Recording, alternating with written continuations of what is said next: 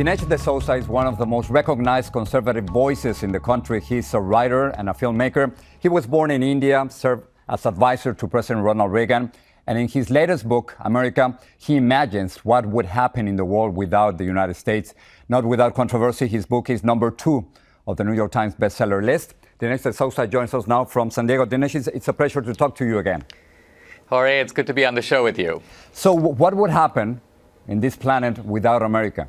America was critical, for example, in winning World War II. If there wasn't an America, it's really hard to see the Allies being able to win that war. Look at the Cold War, which lasted about 40 years, even more, and America won that war. So if the United States wasn't around, the Soviet Union might well be intact, and the world today might be choosing between Islamic radicalism on the one hand, Soviet communism on the other hand. So I'm an immigrant, and as I look at America, it seems to me America has done a whole lot of good for the world, despite the mistakes that we've made. Dinesh, in the past, you've been very critical of President Barack Obama. However, you might remember that in West Point just recently, President Obama said the United States is and remains the one indispensable nation.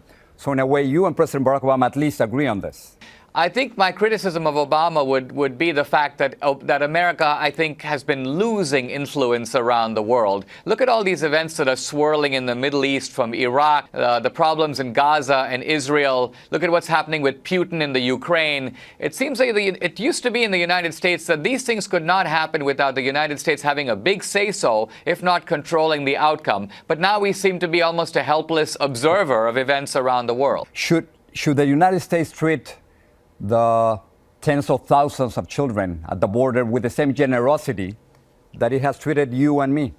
Well, I think that we have a very generous immigration policy in this country in which we let in 800 to 1 million people every year legally. The tricky thing about what's going on at the border right now is that we hear that these people are refugees, but they're not really refugees. Refugees are people who are fleeing tyranny or people who are fleeing revolution or civil war. There is no civil war going on in South America. But most of those governments are democratic. You don't want to send back children who have been threatened by gangs or who could be killed if they're being deported. I mean, is that your idea? Would you send them back? It's the journey from Central America to the American border that's probably the most dangerous expedition. We have encouraged that to happen by signaling that we're not serious about enforcing our immigration laws, and we're trying to give amnesty to lawbreakers who are in the country now. I would treat those kids, I would feed them, and then I would reunite them with their families in their own country. Dinesh, what has happened with the GOP?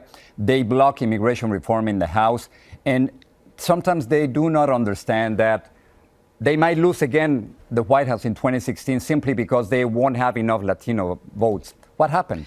How do you explain it? I think this is all very sad because this is a country that's built by immigrants. It's immigrant virtues of deferred gratification, frugality, hard work, enterprise. That's what the immigrants brought to this country. That's what they bring to this country today. It seems to me what we should do now is lock the border and then have a sensible debate about immigration reform in this country. The problem is that I think we should lock the border first and then have the debate. But how can we do that? It would be impossible. 40% of immigrants illegally come by plane. So how do you do that? We live in an era of technology. I mean, if our government can actually be downloading our contact lists and looking at our phone calls and following our every movement, you don't think that they can track immigrants who are coming across the border? They have the ability to do that. What's missing is the political will. So I think we can be generous and firm at the same time. What would 2016 look like? Well, I think that we'll have had 2 terms of Barack Obama, and the country is in trouble. I mean, look at our economic growth is stagnant. So I think most Americans have a very uneasy feeling about what's been happening in the country under their noses. The government is listening to our phone calls, downloading our email, tracking its own citizens who are not suspected of any crime. So this is a government that's a little out of control. Do the Republicans have a viable alternative? I don't know, but I'm not happy with what's going on in the country now. Let me go back to your book and to the film. Republican Florida Senator Alan Hayes, he says that he's going to introduce a bill that would make your book a must read in public high schools. But do you think this would make teaching too political? in some senses, I don't like the idea of must-read anything, but then I remember that in high schools, everything is must-reading, right? This is not college where you choose what courses you take, you decide what books you want to read. In school, they tell you what to read. And so schools have been telling people, here's Al Gore's film on global warming, watch it. So in some senses, I think what the senator is trying to do in Florida is say, listen, the young people are already getting the other side. This book will help them to get a pro-American perspective written by an immigrant. Maybe it'll help them to understand some good things about America. Dinesh, would you mind if I ask you what your legal situation is right now? You pleaded guilty to finance fraud for aiding a candidate. What's going to happen to you? I just pleaded guilty to exceeding the campaign finance laws. I gave money to a college friend of mine for 30 years who was running for the Senate in New York.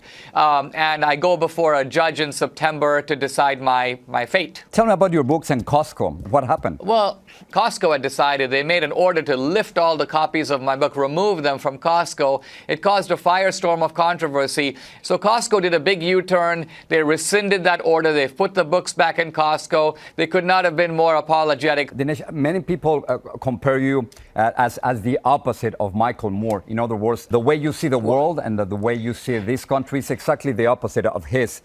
Is that a debate that we're having in this country right now, that we haven't decided exactly what kind of country we want to be?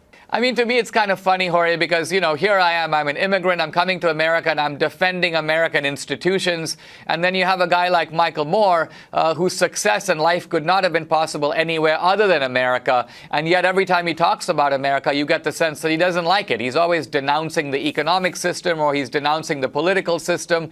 So I'm celebrating America, and he doesn't think America's been a force for good in the world. Dinesh, thanks so much for talking to us. My pleasure.